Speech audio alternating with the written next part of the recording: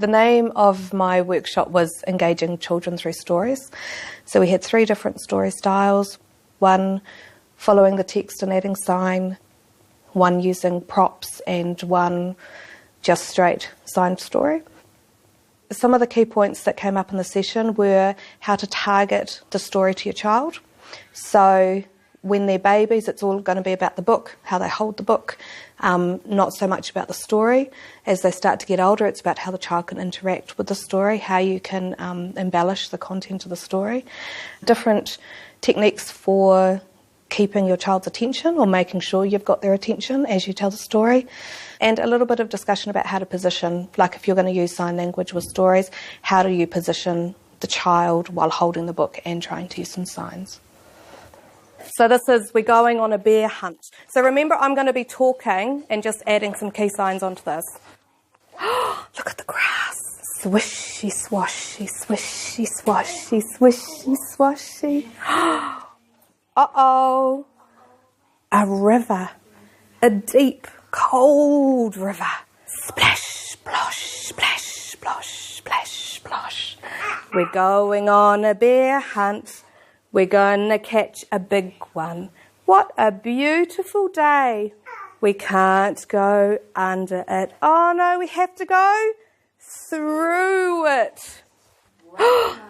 One shiny wet nose, 2 big furry ears.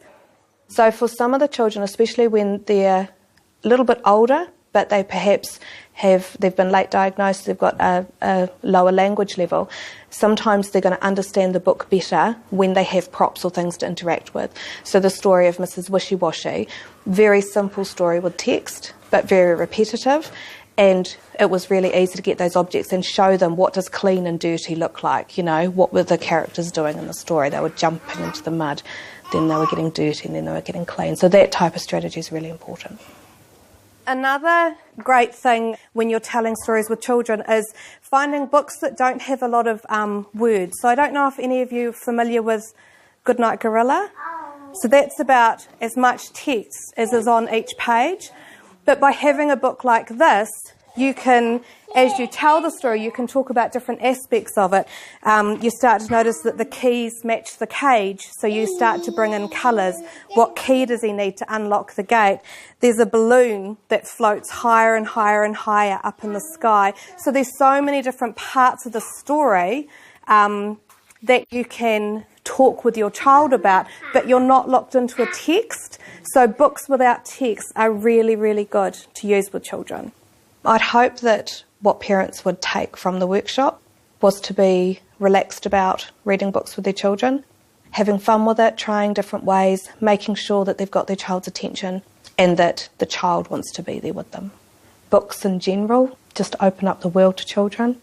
It's a really nice time that you can reinforce language with your child, and really, if you find a story that links to experiences that the child's had, you're just constantly building on the layers of language that the child's developing.